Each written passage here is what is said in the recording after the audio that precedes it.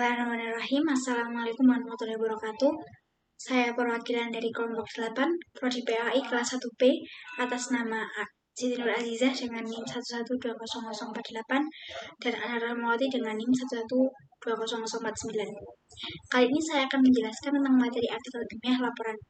Artikel ilmiah memiliki peran yang sangat penting dalam dunia akademik, terutama untuk mengembangkan pengetahuan, mengembangkan karir penelitian dan akademisi.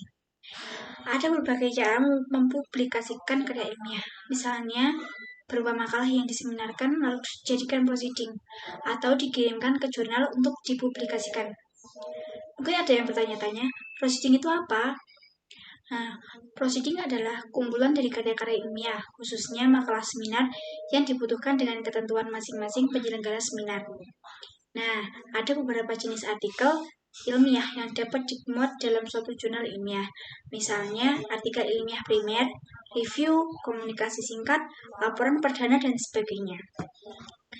Artikel ilmiah primer adalah versi ringkas dari sebuah laporan penelitian dosen, skripsi, tesis, atau disertasi. Pada umumnya, sebuah artikel ilmiah dikonversi dalam laporan hasil penelitian. Sebagian dari laporan penelitian tersebut dapat digunakan untuk menulis artikel, namun tidak semua substansi laporan penelitian layak untuk diangkat dan dikemukakan.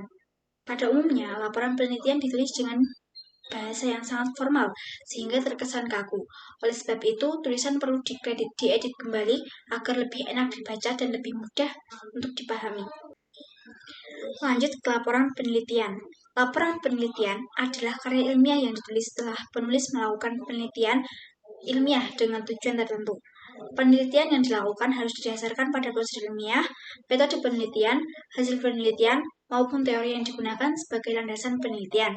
Kemudian dituliskan dalam bentuk karya ilmiah dengan mengikuti sistematika penulisan sesuai dengan konvensi yang berlaku. Sistematika penulisan laporan penelitian itu terdiri dari bagian awal, bagian inti, dan bagian akhir. Masing-masing bagian dapat dirinci sebagai berikut. Yang pertama adalah bagian awal. Hal-hal yang termasuk dalam bagian awal adalah halaman sampul, yang kedua lembar logo, yang ketiga halaman judul, yang keempat lembar persetujuan. Lembar persetujuan itu yang seperti lembar persetujuan dari guru pembimbing dan lembar persetujuan dari guru penguji.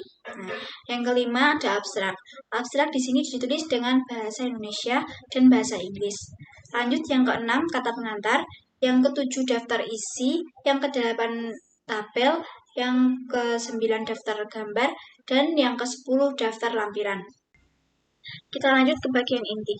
Bagian ini terdiri dari 5 bagian. Yang pertama pendahuluan. Pendahuluan itu berisi latar belakang masalah, identifikasi masalah, dasar masalah, penelitian, manfaat hasil penelitian. Yang kedua ada teoritis atau pustaka, yang ketiga metode penelitian, yang keempat hasil penelitian dan pembahasan, dan yang kelima kesimpulan dan saran.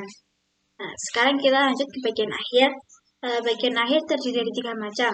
Yang pertama daftar pustaka, yang kedua lampiran, dan yang terakhir riwayat hidup. Alhamdulillahirrahmanirrahim. Itu tadi pembahasan dari materi artikel ilmiah laporan.